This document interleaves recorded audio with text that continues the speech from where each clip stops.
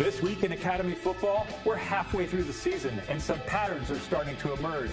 For Air Force, the Falcons once again find a winning recipe and have a conference title and a bowl game in their sights. We got a bunch of football in front of us too, and I'll tell you what's neat with our guys, especially our older guys, they want to get better. For Army, the Black Knights go toe-to-toe with the Big Ten foe, only to fall short for the second game in a row. Our guys just fought all the way to the end, and that's just the spirit of this team. You know, we're disappointed and we're hurt. For Navy, the Midshipmen's pattern equals big breaks denied because of penalties and miscues, and the result is a 1-5 record on the season, and the road doesn't get any easier. We gotta get healed up and we gotta keep swinging. You know, we got Cincinnati coming in, the best team to play all year. And for Coast Guard, mistakes on special teams stop the Bears in their tracks. Sometimes in these games, guys get into their own personal battles, and that can basically get the best of it. And, you know, it costs us a big time, a great opportunity to score. It was a week of streaks and struggles.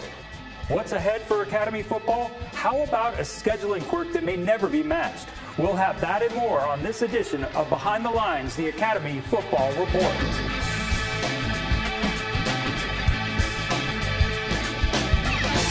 Welcome to Behind the Lines. I'm Graham Knight. This week, the scheduling gods could not have set it up any better. Take a close look at the schedules, and you'll see that all three major service academy teams are playing at home against top 25 teams who are all undefeated. We're not sure that's ever happened before, and what are the odds it will ever happen again? Here's the breakdown. Navy hosts number 2 Cincinnati, number 16 Wake Forest travels to West Point, and the 22nd ranked Aztecs of San Diego State head to Falcon Stadium. Air Force is already bowl eligible by virtue of their 6 wins, while Army is looking to bounce back after 2 straight losses. And for Navy, after Cincinnati, they have a date in South Bend, not too far down the road. But we start with Air Force and Boise State.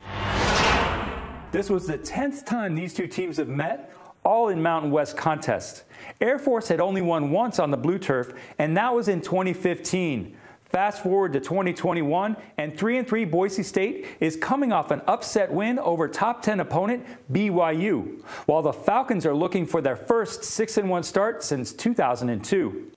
Coach Troy Calhoun said earlier in the week that he had a hunch it would be a back-and-forth affair, and it didn't disappoint, as the Falcons hung on to win 24-17.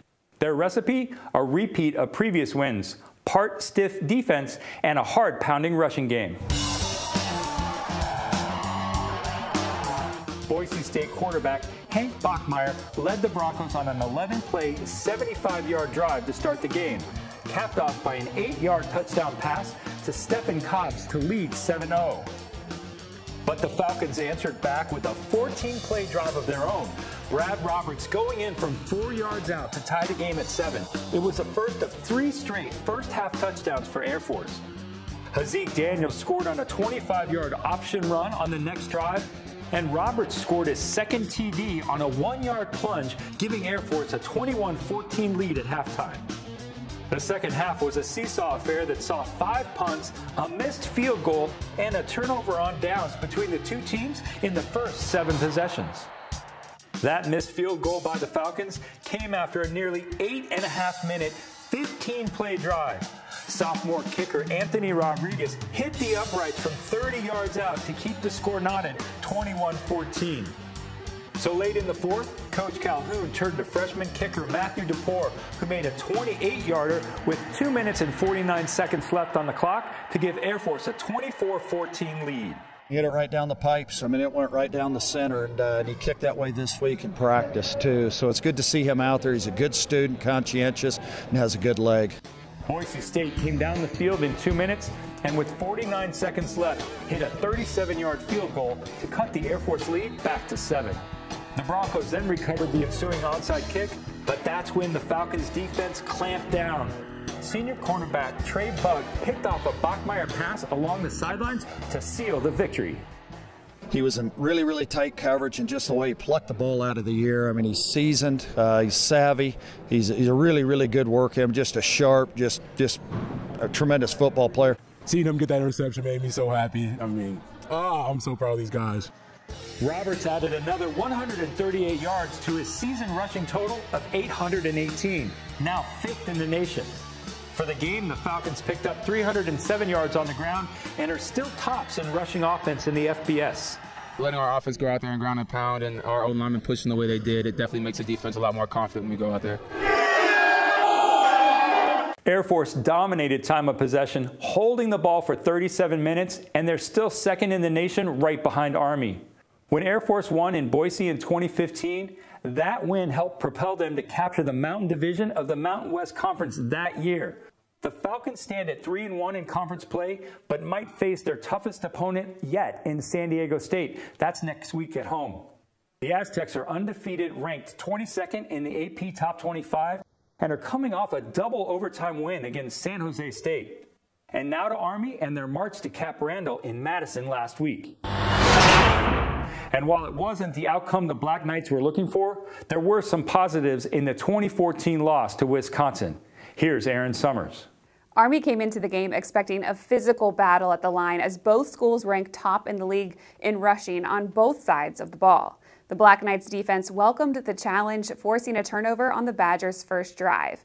This was the 3rd time this season the Black Knights have forced a turnover on the opponent's opening drive. I'm so proud of the guys and how they fought and battled. After Army linebacker Andre Carter's strip sack on the first drive, offensively, Wisconsin regrouped. Defensively, the Badgers only allowed the Black Knights 48 yards of offense in the first half. There's no offense, and certainly not ours, that's going to work if you don't block them. The second half was much different.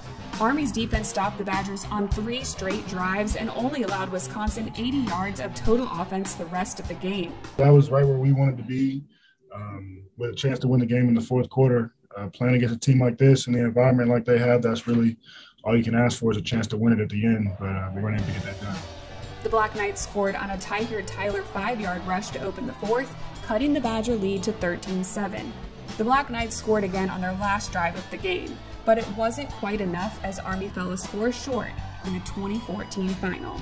Our team kept fighting, that shows that we can persevere and we can continue to love one another and trust one another and push each other to keep fighting to the end. Our guys expect to win the game. That's just the way they roll. I mean, they have a great trust in each other and a love for each other. They're committed. And they believe that when we play a football game that they're going to win. Army held Wisconsin to 310 yards, their 2nd lowest offensive output this season, with only Michigan holding the Badgers to less. And the Black Knights' 170 yards rushing against Wisconsin is the most the Badgers have allowed on the ground since week 12 of the 2019 season. Despite the positives, the Black Knights aren't happy with the outcome and must now turn their focus to the upcoming game against Wake Forest. The undefeated Demon Deacons are led by quarterback Sam Hartman, who is coming off his best game yet, 330 yards through the air and 4 touchdowns. Hartman continues to get better, increasing his passing totals in each game this season. Wake Forest is averaging 441 yards of total offense and outscoring their opponents by 17 points per game. The Demon Deacons are coming off a bye week, which has given Wake Forest extra time to prepare for Army and the triple option. Thank you, Aaron. And after 2 straight road losses, the Black Knights are looking forward to being back home at Michie Stadium this week, a place where they haven't lost in almost 2 years. By the way, Andre Carter still leads the nation in quarterback sacks with 8.5, but he'll have his hands full with the 6-0 Demon Deacons, who have only given up 10 sacks this season and are among the top 25 in fewest sacks allowed. And now to another team hosting a top-ranked, undefeated opponent, Navy. The Mids limp into their big game against number 2 Cincinnati after losing to Memphis 35-17 in Thursday night's primetime matchup. As Diane Roberts explains, Navy, with only 1 win on the season, is looking square into the jaws of the Bearcats, who are 6-0 on the year. Let's start with the good news from the Memphis game. Navy chewed up a chunk of time in the first quarter with a 21-play, 75-yard, nearly 12-minute scoring drive to tie the game at 7. The first drive is what we wanted, and just kind of grind the clock, keep them off the field, with the quick pass, kind of turn things around. But even with that, I was like, okay, keep fighting.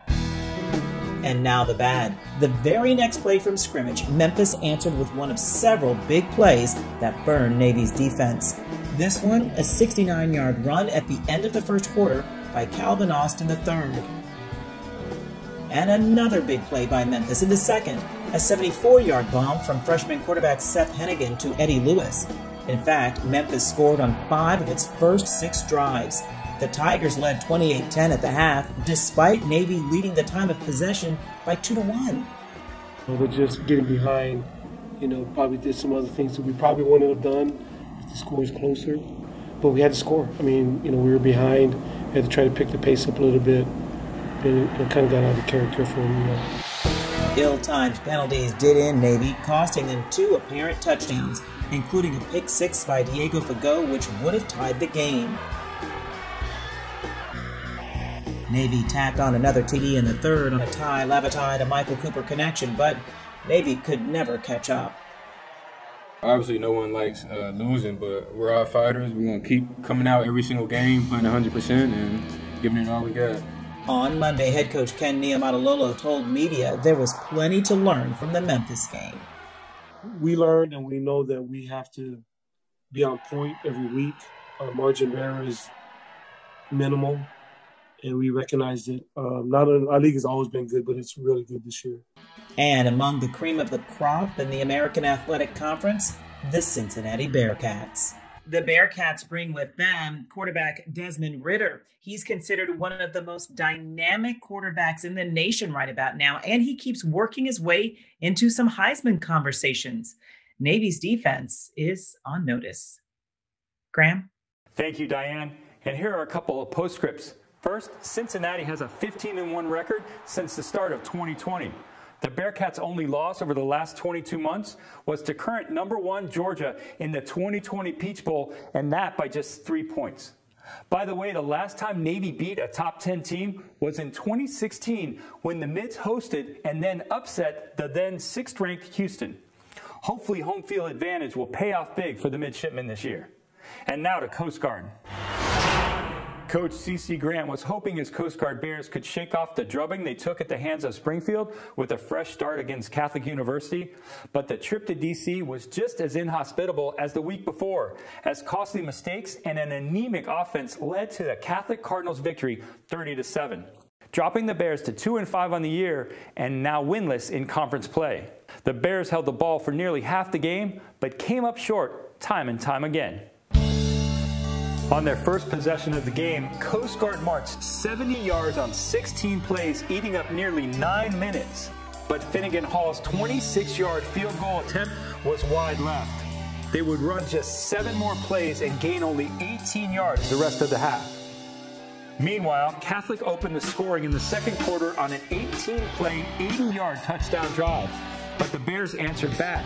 Jacob Wagner returned the ensuing kickoff 87 yards to the Catholic 13. But a penalty negated the big return. The Cardinals added a second quarter field goal and led 10-0 at the half. Coast Guard's first 4 second-half drives ended in 2 punts and 2 turnovers on downs, while Catholic put up 3 touchdown drives and led 30-0 in the fourth. The last aided by a recovered Coast Guard fumble at the 13-yard line. The Bears got on the board late in the game as running back Spencer McMillan scored from 2 yards out, capping a 44-yard, 6-play drive to make the final score 37. Coast Guard had 192 yards on offense compared to 394 for Catholic. Tafari Wall completed 17 of 21 passes for 136 yards, but the Bears could only muster 56 yards rushing. We ran the ball pretty well. We were still a very young team, and by now I thought we would have gotten over some of these things that we're still doing. Not taking anything away from Catholic, but in a lot of ways we are still beating our own selves. Coast Guard has a bye this coming week, and Coach Grant says his team will spend the time healing. Their next contest is at home against MIT on October 30th. The Engineers are 2-3 on the season and are coming off a 56-34 loss to the Merchant Marine Academy. As we count down to the Coast Guard Merchant Marine matchup to be played on November 13th, consider this. 2 weeks ago, Merchant Marine beat Norwich 49-14. That's a team that beat Coast Guard 24-21 in a good back-and-forth contest. The Mariners then downed MIT 56-34. Coast Guard plays MIT on the 30th. This weekend, the Mariners host Catholic, and next week they play Springfield, and it will be exciting to see how those games turn out. Speaking of Springfield, after the Pride drowned the Bears 60-zip, they went on to beat Norwich 56-7. Springfield is clearly on a roll, and on October 30th, we look forward to seeing the matchup between the Pride and the Mariners. When Behind the Lines returns, we'll hear from Jabari Laws, the comeback kid of the Army Black Knights. Stay with us. Behind the Lines returns right after this.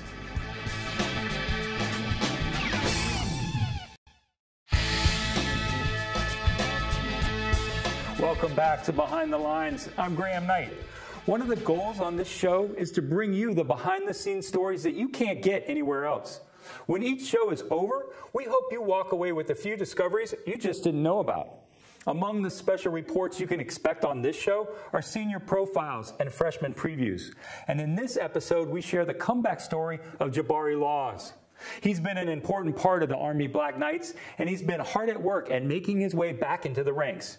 Aaron Summers had a chance to speak with him just a short while ago. Army quarterback Jabari Laws was making his 5th start for the Black Knights on a November afternoon in 2019 when everything changed. A torn ACL sidelined him for the rest of the season. Then, another ACL tear prior to the start of last season put Laws out for the entire 2020 campaign. You know, a lot of guys after 2 ACLs would have sacked the bats. Not that young man, because the team's too important to him. The brotherhood here. I think he understands the position he's in and how well thought of he is, and the leadership that he's able to provide for this team. It took over 2 years, but Laws worked his way back onto the football field for preseason camp and has continued to improve, becoming another option at quarterback this season. It's the brotherhood, like I just talked about, like the culture. These guys kept me up whenever I was down, and they encouraged me, and they were pushing me to be better each and every day. And I got to thank the quarterback room especially, because, you know, they are literally like my backbone. Like I lean on those guys for a lot of things, and they were there through thick and thin. The senior entered his 3rd game in 2021 against Wisconsin, completing 2 passes of over 30 yards, both on Army scoring drives. I'm so happy for Jabari to be able to get back in there and contribute, and he did a great job. He made a bunch of plays and right up there to the end. Like that was a great throw. That's a big time throw to AJ Howard down the sideline. AJ made a great play catching the ball, but you know, it's good to see him back in there. That's a comeback kid right there. An incredible story of perseverance and selflessness. Laws, once a starter for the Black Knights, now happy to be back on the field and contributing in any way his team needs. Graham? Thank you, Aaron. It's unclear who will get the start under center for Army this week, but it is clear that Jabari Laws has shown his mettle to both his teammates and to Black Knights fans. When Behind the Lines returns, we have another special that you're just not going to find anywhere else. Stick with us. Behind the Lines will be right back right after this.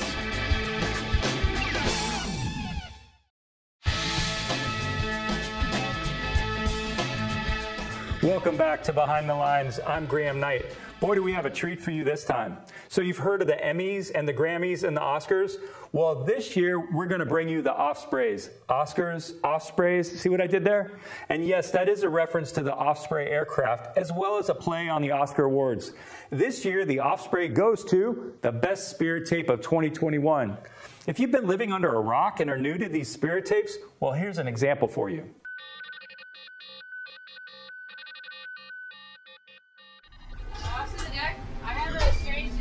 Coming from the east. What do you have, shipmate? It's strange. It kind of looks like a teddy bear. That's the damnedest thing I've ever seen. Let's call away the force protection teams and check it out. Alright, sir. Hey guys, are you alright? No! We were on patrol, but we lost sight of land, so we jumped over. Holy cow, how long you been out there for? Like 4 hours. There were 5 of us, but we got a little hungry. Thank God we had Teddy. He's our U.S. Coast Guard Academy issued EPIRB. I love you, Teddy. Hey, Coasties, stick to the shallow waters. We've got the deep seas covered. From the decks of USS Benfold, forward deployed to the Western Pacific, where Kings Pointers damn near outnumber Naval Academy grads. Go Merchant Marine! Be Coast Guard! Turns out that each year there are dozens and dozens of Spirit tapes created all over the world. And since part of our mission at Behind the Lines is to bring you the stories of Academy football that you can't get anywhere else, well, this year we're in search of the best Spirit tape of 2021. And we plan to roll out the red carpet, tear open the envelope, and award the Osprey to the best tape. Nominate your favorite Spirit video by sending a link from it to btlreports@isomermedia.com. That's btlreports@isomermedia, isomermedia.com. So help us find the winner. Make sure and nominate your favorite Spirit video today. These things are hysterical, and Academy football fans deserve to see as many of them as they can, and the creators of them deserve to be rewarded. We'll be right back with more Behind the Lines right after this.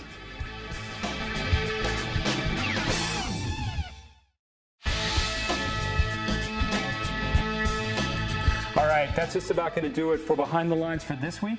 But as we close out this show, we can't help but share one more Spirit video with you.